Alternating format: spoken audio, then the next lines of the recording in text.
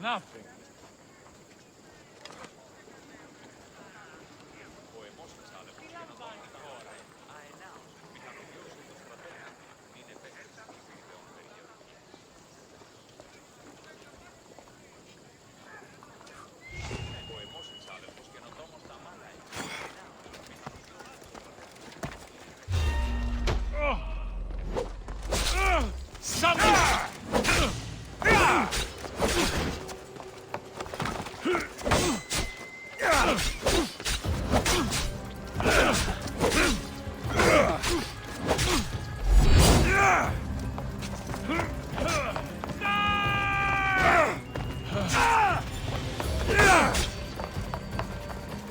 Come on, mis Dios!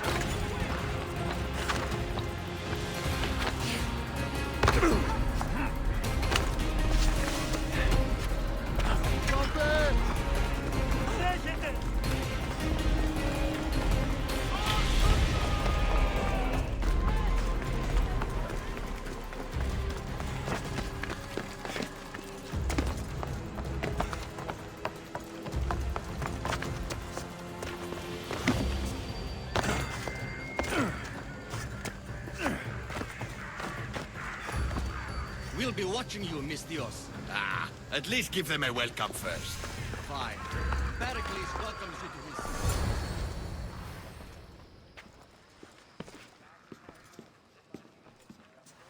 Alexios, it's you! Phoebe? You said you weren't coming back to Kefalonia, so I decided to leave too. I said I wouldn't be coming back, but I don't remember saying you should leave. Well, here I am. How did you even get here, Phoebe? Well, I did make some drachmi working for Marcos. So you paid someone to bring you to Athens? Not exactly. Phoebe... I needed a drachmi for when I arrived. I couldn't use it all to leave, and I didn't want to wait any longer. So I sneaked on a ship. Don't worry, nobody saw. I just can't believe you made it. I don't remember much of Athens from when I was a baby. But every once in a while, something feels familiar. It's nice. I can't believe you're here. Me either. I can't believe we both made it to Athens. It's so much different from Kefalonia. But what are you doing here? I'm here to get you ready. I have to make sure you leave all your weapons and change into these clothes. So, you somehow work here? For Perikles? No, for Aspasia. How is it you're working for Aspasia? Well, I did get into a little bit of trouble after I got to Athens. I may have been a leader of a small group of orphans that tried to cheat Aspasia. We didn't know it was her, though. And you convinced her to hire you? No, she asked me on her own. That was lucky. I don't understand why I have to change. It's just what you do here. I felt weird at first, but you forget about it pretty fast. And my weapons? Don't worry, I'll take care of them. You don't want to scare people in there. Well... I think I'm ready to go in. You can't! Not like that, anyway. The Athenians like it best when you try to fit in. But don't worry, I have just the outfit for you. I'll get changed. Promise you'll take care of my things. Yep. Leave your weapons in the corner, and I'll come back when you're done.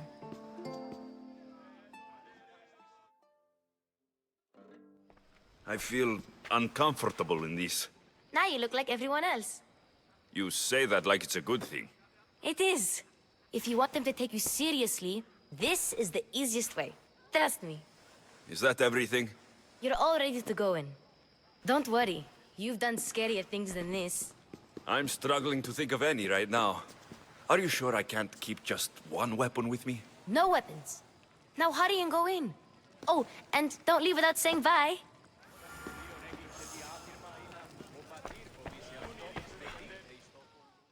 Here, Alexios. The mighty mercenary and traveler has finally made his grand entrance. Only slightly late, too. Herodotos. Athenians have no problem letting me know when I'm not welcome. It's a relief to see your friendly face. Don't let the company here tonight intimidate you. I won't. Pericles is no king. He needs these guests to love him so that the people love him. And they, in turn, need Pericles. You're not different from any of them. Do you really think these people will help me? They will if you get them to trust you. And you've wisely dressed for the occasion. Appearing trustworthy is the most important part of being trusted, after all. Now then, come, let me introduce you to everyone. They may not look it, but this group holds the way to the future on the tip of their opinionated tongues. Ah, Sophocles and Euripides, for example. Two of the most celebrated playwrights to date. No one can throw stones as far as they can. They appear to be locked in some kind of intellectual struggle, as is their way. He's a writer of comedies, of all things. Comedies, Euripides.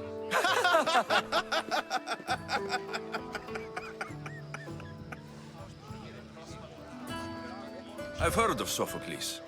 In my line of work, it pays to know who the richest and most famous men are. Hermippos has also written his fair share of comedies. You should drink more. Lately, his attitudes have garnered him more notice than his works. However, the fellow beside him, Protagoras, is a sophist worthy of as much praise as the great Socrates himself.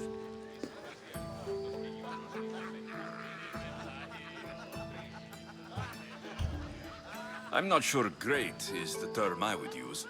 Oh, don't let Socrates get under your skin. At least he wore shoes for the occasion. And the poor thing gesticulating like an ape is Thrasymachos. If you listen closely, you'll notice he and Socrates are actually arguing the same points. But the wind from his wild gestures deafens him to critique. That isn't at all what I mean.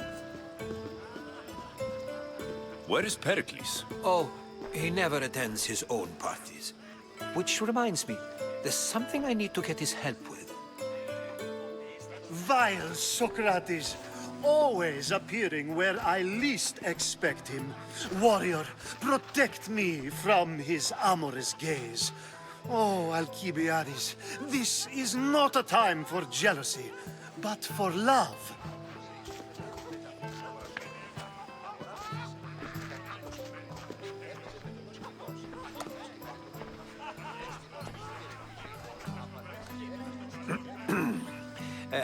Let's not use Alcibiades as an example. Be good and don't drink too much. So, tell me, what does a Misthios like you think of a party like this?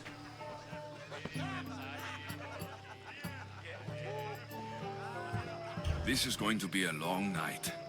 Parties should be about vomiting up blood, not vomiting up poetry. These people are so clean. If these guests aren't to your own unique tastes, then just focus on why you came here in the first place. Thank you, Herodotus. Now, if you'll excuse me, Perikles is here somewhere, and I need to prepare him. If he's alone, I'll tell him what your sister said. Agreed. Perikles needs to know. I'll stay here and look for clues. I hope they know something about your mother. Me too.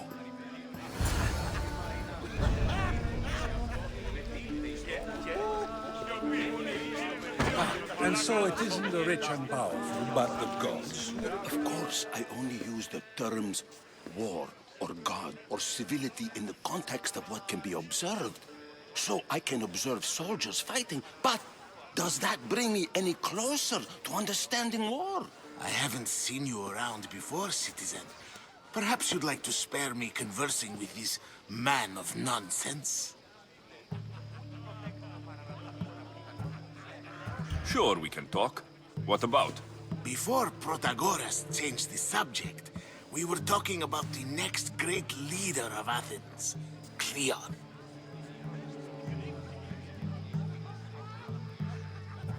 I'll change the subject again. I'm looking for someone. A Spartan woman. Spartan? Hopefully she's dead in the gutters. It's better than those mongrels deserve. I wonder if you found the woman, even if you saw her with your own eyes, would you believe her existence to be true? This is getting nowhere. Forget it. If you don't want to discuss that, then what? This has been useless. Here. What? No! Have you been listening to nothing I say?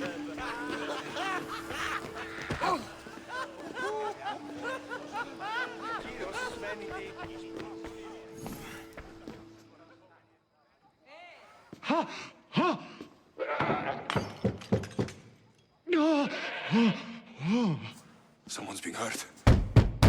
Open this door, or I'll kick it in! Don't mind her.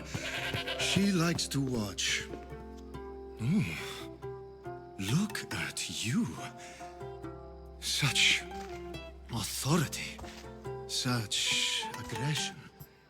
I can see why Pericles has taken such an interest in you. Did you come to join us? It sounded like someone was in pain. Well, it can sometimes be hard to distinguish between sounds of pleasure and pain. Had I known you were going to knock, I would have left my door wide open for you.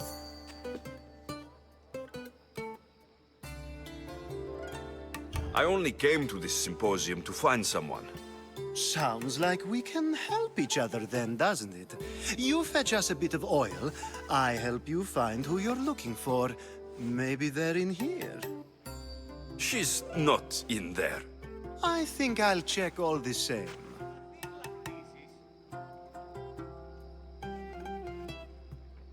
You have enough servants. Get them to do it. Shame.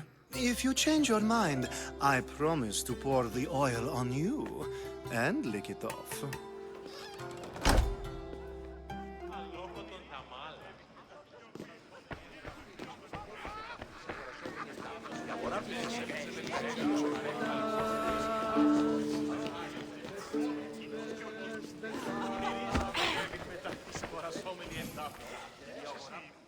I suppose you've come in here to mock me for my fight with Euripides.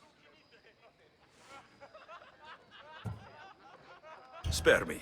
I'm only looking for clues to help me find the Spartan woman. A Spartan woman in Athens. Sounds intriguing. Though, if you expect me to notice someone other than myself, you expect too much. You could talk to Euripides. He's the second most worldly man here. That Perikles, Xanthodontus exophthalmic Morosov.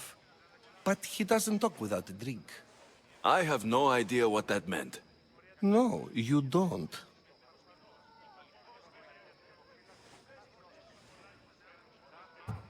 You want to get Euripides drunk. Are you hoping he's going to make an even bigger scene than you did? Ha! We both know that's not possible. But you're a feisty one, to say the least. All right. If nothing else, this party could use the help. You'll need to pick the right wine for this task.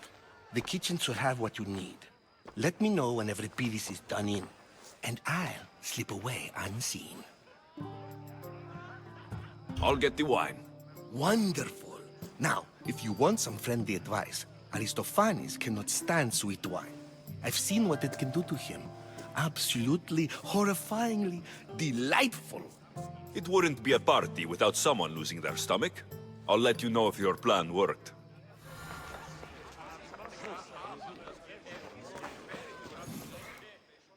Save for that arrogant playwright. I don't see many distinguished guests in here.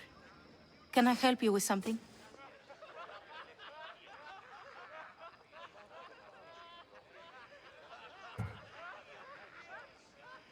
I'm here for your sweet wine. Yes, take it. But get out of my kitchen. I'm very busy, you know.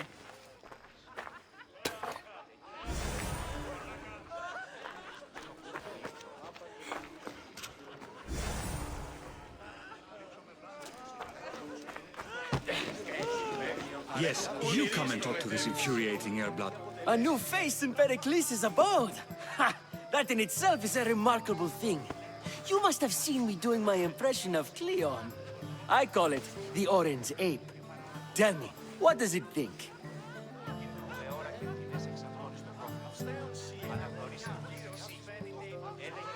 Did you just call me it? Watch your mouth, Athenian.